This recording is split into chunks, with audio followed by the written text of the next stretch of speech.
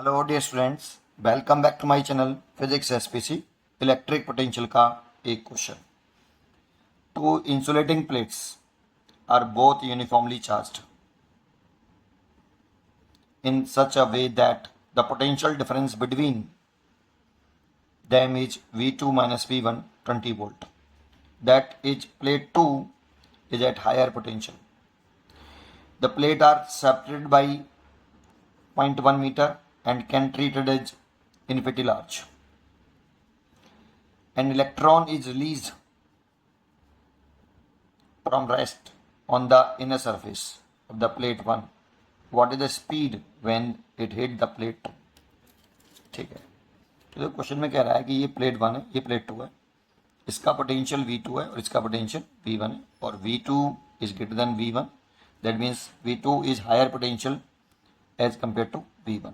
तो electric field की जो डायरेक्शन होती है वो high potential to low potential होती है। तो यहाँ बिटवीन द प्लेट जो इलेक्ट्रिक फील्ड होगा यूनिफॉर्म होगा और E higher potential to lower potential उसकी डायरेक्शन होगी, क्योंकि यहाँ पे बोथ यूनिफॉर्मली चार्ज हैं दोनों प्लेट। तो इलेक्ट्रिक फील्ड यूनिफॉर्म होगा और इस इलेक्ट्रिक फील्ड की वैल्यू जो होगी, electric field intensity between the plates, E equal to आप लिख सकते हो potential difference between the plates divided by separation distance. तो पोटेंशियल डिफरेंस लिख सकते हैं तो V2 माइनस V1 और सेपरेशन हो गई D। ये इतना इलेक्ट्रिक फील्ड हो गया आपका बिटवीन द प्लेट। अब यहाँ पे प्लेट आगे बोला है कि पोटेंशियल डिफरेंस यहाँ पे गिवन है हमें V2 minus V1 equal to 20 volt और प्लेट सेपरेशन भी रखी है D इक्वल टू 0.1 मीटर। ठीक है, अभी हमसे बोला गया है कि जो इलेक्ट्रॉन है वो रिलीज किया गया from rest on the inner surface of the plate. देखो ये इनर सरफेस हो गया प्लेट 1 का, यहाँ से इसके इस जगह से एक इलेक्ट्रॉन रिलीज किया गया रेस्ट से, तो इनिशियल वेलोसिटी 0 हो गई।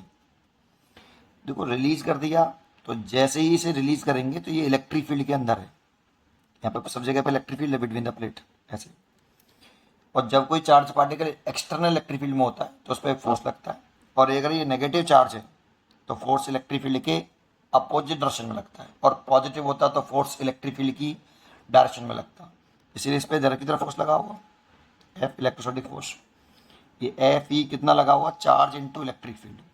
अब इलेक्ट्रॉन पे जो चार्ज होता है वो E होता है, और साइन रखेंगे नहीं क्योंकि फोर्सेज वेक्टर क्वांटिटी हम ओनली मैग्नीट्यूड कंसीडर कर रहे हैं, दरअसल हमने यहाँ दिखा दिए है ना। तो E और इलेक्ट्रिक फील्ड जो है आपका ये है V2 minus V1 upon plate separation D। ये मैंने इलेक्ट्रिक फील्ड की वैल्यू पुट कर दी। और अगर इतना इलेक्ट्रिक फोर्स लग रहा है तो यहाँ से मास इनटू एक्सेलरेशन लिख सकते हैं। ये इलेक्ट्रॉन का मास हो गया, एक्सेलरेशन ऑफ इलेक्ट्रॉन E, और ये हो गया V2 minus V1 upon D। यहाँ से आप एक्सेलरेशन निकाल सकते हो E V2 minus V1 upon md, और ये जो एक्सेलरेशन है ये कांस्टेंट होगा क्योंकि जो फोर्स है वो कांस्टेंट है, क्योंकि इलेक्ट्रिक फील्ड कांस्टेंट है, चार्ज कांस्टेंट है तो इलेक्ट्रिक फोर्स भी कांस्टेंट होगा, तो इसलिए एक्सेलरेशन भी कांस्टेंट होगा। अब अगर एक्सेलरेशन कांस्टेंट है तो मोशन की 3 इक्वेशन लगा सकते हैं, और वो पूछ रहा है कि जब ये इलेक्ट्रॉन सेकंड प्लेट से हिट करे तो उसकी वेलोसिटी कितनी है या स्पीड कितनी है, ये पूछा है। तो इसमें एक्सेलरेशन इधर की तरफ होगा ए, और कांस्टेंट है इसीलिए हम मोशन की 3 इक्वेशन इसमें हम लगा सकते हैं। इसमें मोशन की 3 इक्वेशन लगा सकते हैं, तो इसमें अगर इक्वेशन लगाएं तो थर्ड इक्वेशन लगा रहे हैं V² बराबर U² प्लस के 2AS।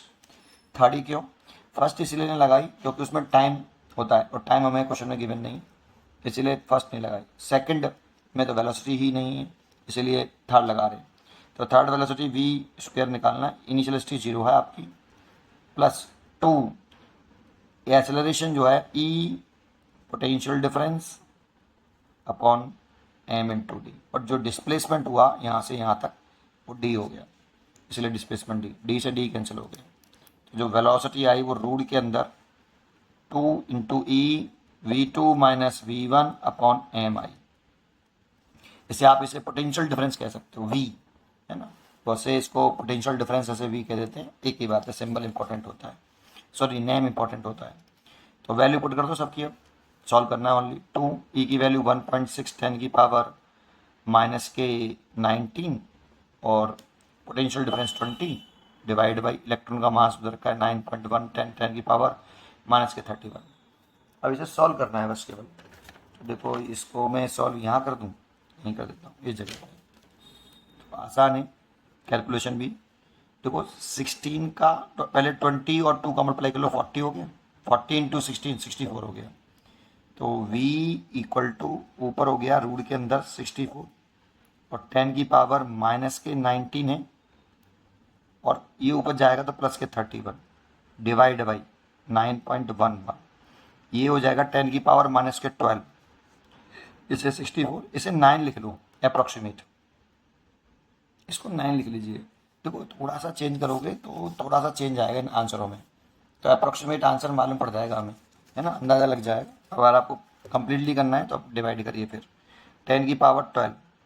अब इसका रूट ले लें तो ये रूट के अंदर 64 का रूट 8 और इसका 3 और ये 10 की पावर 6 और इसका इसमें डिवाइड करते तो 2.66 आता है ये और 10 की पावर 6 मीटर पर सेकेंड। अब इससे देखो थोड़ा सा इधर उधर होगा तो आपको लग रहा है इसका आंसर जो है ए होना चाहिए, 2.65 10 पावर 6 मीटर पर सेकेंड। उम्मीद करता हूँ कि आपको ये क्वेश्चन जरूर समझ में आया होगा। पढ़ते रहिए और खुश रहिए।